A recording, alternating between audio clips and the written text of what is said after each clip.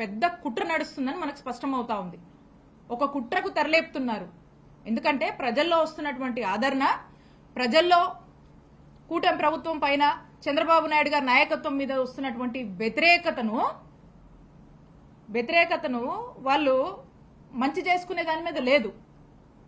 లేక జగన్మోహన్ రెడ్డి గారిని, మా పార్టీని ఏదో భూస్థాపితం చేయాలని మాట్లాడుతూ ఉన్నారు. అంటే ఇలాంటి ఒక కుట్రకు తెరలేపి జగన్మోహన్ రెడ్డి గారు లేకుండా చేయాలి అనేటువంటి ఒక ప్రయత్నము, ఒక వాళ్ళల్లో ఉన్నటువంటి ఒక రాక్షస కోరికలు అనేది వాళ్ళ యొక్క మాటల్లో వ్యక్తపరుస్తూ ఉన్నారు. కాబట్టి నేను చెప్తా ఉన్నాను, మీరు ఈ రోజున మీరు హామీలు ఇచ్చినా, మీరు మాట్లాడినటువంటి, మీరు చంద్రబాబు నాయుడు గారు ప్రజలకు ఏదైతే సూపర్ 6 అని హామీ ఇచ్చాడో ఆ హామీలను జగన్మోహన్ రెడ్డి గారు జనాల్లోకి వచ్చి ప్రశ్నిస్తూ ఉంటే, లేదా మా నాయకులు వైఎస్ఆర్ కాంగ్రెస్ పార్టీ వాళ్ళు అనేక ప్లాట్ఫామ్స్ లో ప్రశ్నిస్తే మరి వాళ్ళ మీద కేసులు కడతా ఉన్నారు, వాళ్ళని నానా స్టేషన్లకు దిప్పి రకరకాల ఇబ్బందులు పెడుతున్నారు కదా. మరి మీరు మాట్లాడుతున్నారు, మిమ్మల్ని ఏం చేయాలి? సేమ్ మీ మీద కూడా అప్లై చేయాలి కదా. మరి ఖచ్చితంగా అంటా ఉన్నాము, బుచ్చయ్య చౌదరి గారు ఏదైతే మాట్లాడుతూ ఉన్నారో మేము దాన్ని తీవ్రంగా ఖండిస్తున్నాము. మీ మీద కూడా, మీరు ఇలా మాట్లాడుతున్నందుకు మీ మీద కూడా తగిన చర్యలు తీసుకోవాలని మేము డిమాండ్ చేస్తా ఉన్నాము.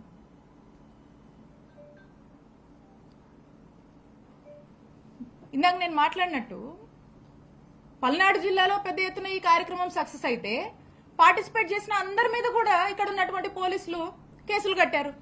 పార్టిసిపేట్ చేసినటువంటి ప్రతి ఒక్కరి మీద కేసులు కట్టారు. అంటే మా నాయకుడు వస్తే ఆ కార్యక్రమంలో మేము పార్టిసిపేట్ చేయడం తప్ప?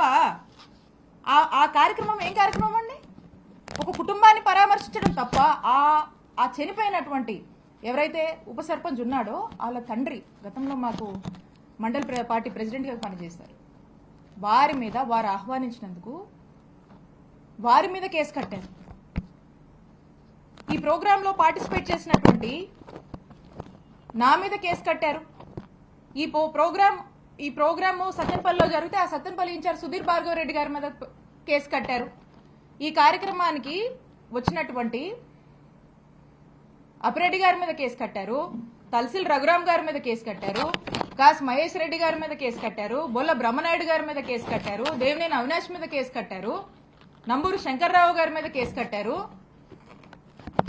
అనాబతున్ శివస్థ ఆయన మీద కట్టారు, అంబటి మురళి గారి మీద కట్టారు, అంబటి రాంబాబు గారి మీద కట్టారు, పేర్ని నాని గారి మీద కట్టారు, అలాగే పార్టిసిపేట్ చేసినటువంటి నాగార్జున యాదవ్ మీద కూడా కట్టారు. ఇలా దాదాపుగా ఆ కార్యక్రమంలో పార్టిసిపేట్ చేసినటువంటి అందరి మీద కూడా కేసులు నమోదు చేశారు. ఇంకా అండ్ అదర్స్ అంటున్నారు. మరి ఇంకెంతమంది ఉన్నారో అది కూడా మనం చూడాల్సినటువంటి అవసరం ఉంది. కాబట్టి నేను ఒకటే చెప్తా ఉన్నాను, మీరు ఇలా మా మీద కేసులు కట్టి మా కార్యకర్తల్ని కార్యక్రమానికి రావద్దని మీరు ఎన్ని నోటీసులు ఇచ్చినా మీ ప్రయత్నాలన్నీ కూడా విఫలమైనాయి. పెద్ద ఎత్తున ఈ కార్యక్రమం సక్సెస్ అయింది. ప్రజల మనసుల్లో, ప్రజల గుండెల్లో జగన్మోహన్ రెడ్డి గారి మీద అభిమానం ఉంది. మీరు పోలీస్ ఆంక్షలతో మీరేవో కాగితాలు పేపర్లు ఏవో ఇవ్వచ్చేమో, కానీ ఈ అభిమానాన్ని, ప్రజల గుండెల్లో జగన్మోహన్ రెడ్డి గారి మీద ఉన్నటువంటి ప్రేమని మీరు ఆపలేరు.